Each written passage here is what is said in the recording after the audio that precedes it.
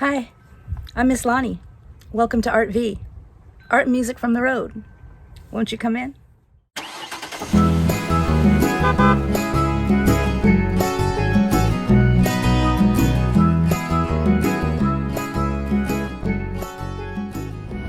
So beautiful.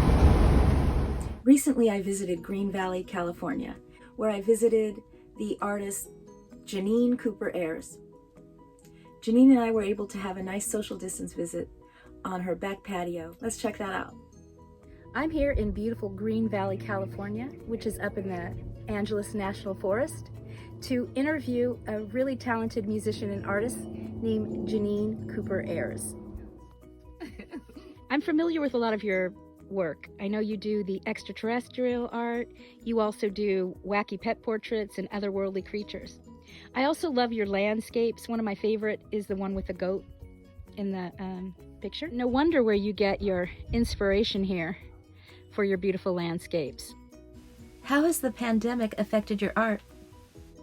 I think that it's a great time to paint because you have less distractions on the outer world, which give you all kinds of excuses to have artist block.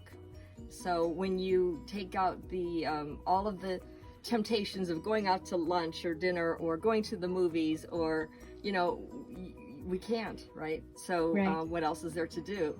And also there's a lot of anxiety and a lot of stress and fear of the unknown. And when I'm painting, I go into another zone, and it's a zone that gives me peace of mind, and it's just very zen and very relaxed. So it's been great therapy for me to paint. Have you always painted? Well, I painted starting from a young age because I have two older sisters who are painters, and then my other sister was an actress in high school. So I saw all three of my older sisters doing creative things and expressing themselves. I think they modeled that for me growing up, and it made me want to do it too. I'm anxious to see some of your work, so we're going to have a look. And then I'd love it if you just show us a few of your techniques. Sure. Right now I'm working on an area behind the ear of the steer. So I'm going to work on that a little bit right now, and just sort of the ear comes in right about here, and then we've got the green hillside right behind that. So I'm just kind of filling it in right now. Sometimes a lot of what you do with painting is you're just covering the white canvas, and I call it pushing paint around, and that way you don't have that much of it's not so scary. So I'm just going to push some paint around today and see what comes through. And sometimes neat things come through, and other times it's a dud. It's not like every time you paint it's going to be a masterpiece. I noticed there's a sketch there first. Do you always sketch everything out first? Try to. I think it's important to kind of give yourself some, you don't want the head being this big and then the body you've run out of space. Although sometimes I've done a few paintings where that's kind of been fun, where you exaggerate certain parts, and that's okay. I might just make these horns even bigger before this painting's over. But this steer's name is Maxwell, and he was stuck up in those hills up there for a couple weeks, and when the fires were going up there, they thought we might have lost him. So he's sort of a local celebrity. So that's Maxwell the steer, and now he's back with his family again at the family farm. Well, thanks for sharing that story with us, Janine. So nice to be here with you and watch your process. Thanks again. Thank you. Bye. That's great about Maxwell, that he's okay from the fires. So today we're going to make our own landscapes using oil pastels. But before we do that, we're going to look at some more art from Janine Ayres. Remember, when we look at art, we always look for lines, shapes, color, texture, and space. It just helps you become a better artist.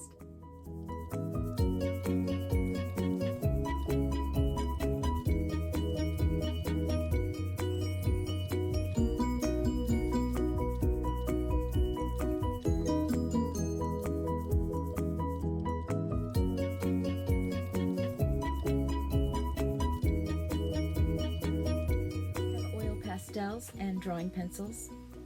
I also have a paper towel. This is both for smudging and wiping my fingers off. I also have a wet wipe to keep my fingers nice and clean. I don't want to use a wet wipe on the paper because it'll make a wet spot, which could lead to a hole. I have my paper facing the horizontal direction, which is going across. It's fine if you want to do it in a vertical direction. With a landscape, you need to have an area where the earth is and where the sky is.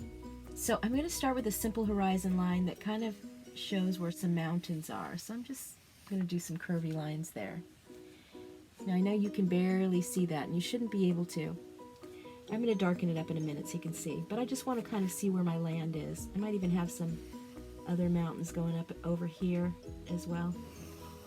Make this a little darker so you can see them. But here I want to put a nice tree in the foreground, so I don't want my lines too dark there. So now what I'm going to do, I have the lines where the earth and the sky meet. Very light over here, as you can see. Now I'm going to do a nice tree. And I really like the way Janine is very inventive about the way she makes her trees. So I want you to just make your own kind of tree.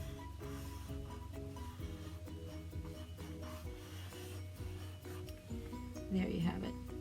Now I'm going to kind of follow my mountain lines again. I think I'm going to even take it up higher though here. I like the mountain to be a little bit behind the tree.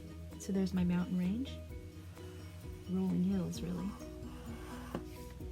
Kind of darken this up a little so that you can see them.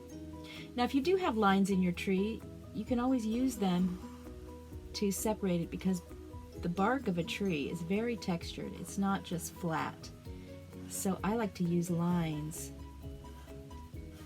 just for fun to kind of separate those areas. So now I've got some extra texture in that tree to work with. In Janine's landscapes, she has animals and things like that, and you're welcome to do that as well. But today I want you to mostly focus on the land and the sky. The earth and the sky are the two areas where we're going to work in. So I've kind of got the basic idea of where I'm going with this. I'm going to put all the details in now with oil pastels. Did you know colors come in families? There's the cool color family with blue, greens, and purples. Think of grass and water. Then there's the warm family. Think of the colors of fire, reds, orange, yellows. You can decide if you want to have a sunset type sky, which has lots of warm colors, or you can do a nice day sky with blue and maybe a sunshine in it. It's really up to you. I'm just going to outline around my tree because I don't want to go into the tree for the sky. So I'm just going to outline around it so I know to stay out of there. Now there's a couple ways you can use this. If you use the flat tip, the tip like this, and you press nice and hard, you're going to get a nice kind of smooth texture.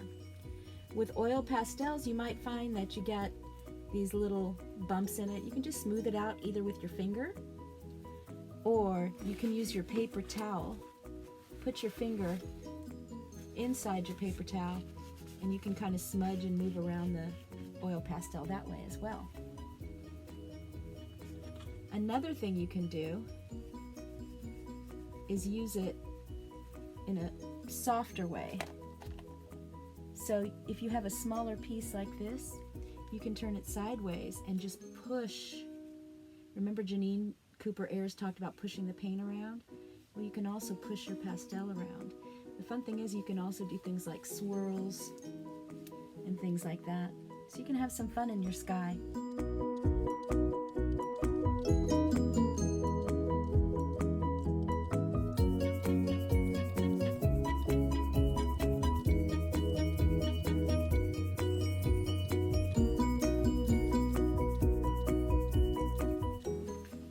So the fun thing is you can really get different textures by trying different things with your pastels. And if you're not afraid to get your fingers dirty, you can go in there and really smudge around a little bit to give different textures. It just kind of makes your sky interesting. So you can peel the paper off of your pastels, or don't be worried about if they break, because they also make those nice pushing pieces to make that softer texture. So I'm going to start with purple for a little outline for these mountains over here. This mountain, little, more like rolling hills.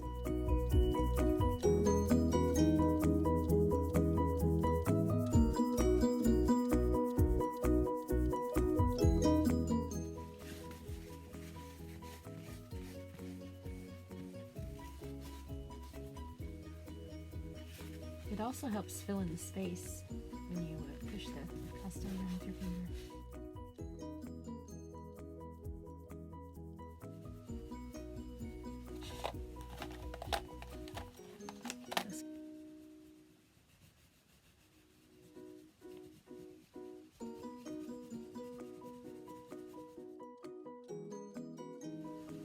Make the texture a little darker.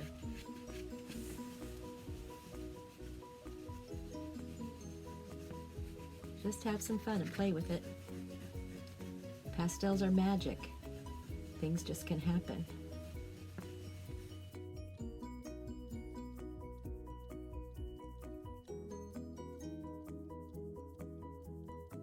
I think I'll make the tree some different shades of green. So I might start with a nice dark green. Really help create texture for your tree. You can put as many as you want.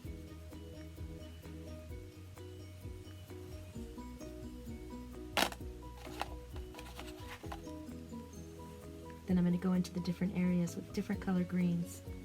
Again, adding to the texture by giving it different colors in different areas.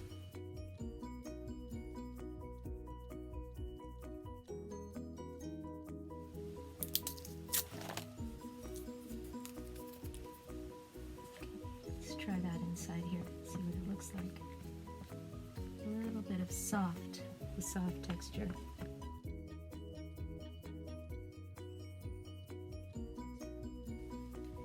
Giving it different colors. You can even do things like just stripes,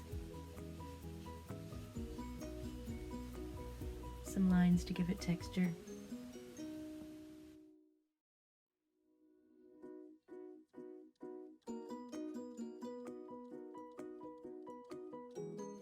Now for some final touches, I might do something like accentuate my swirl a little bit with a little outline.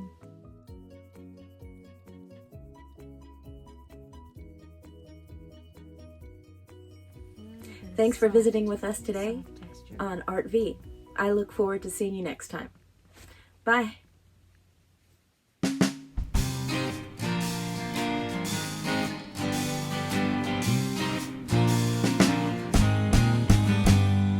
Jabba the Hutt has no butt, doesn't have hair, never needs a haircut. He's a no-good, ugly alien slob. Jabba the Hutt. Other colors since they're oily, but the neck can also. Jabba the Hutt. Jabba the Hutt. He has a crush on Leia, but she don't like him that much, 'cause he eats frogs and drinks juice made of bugs. Jabba the Hutt. Jabba the Hutt. Jabba the Hutt. Jabba the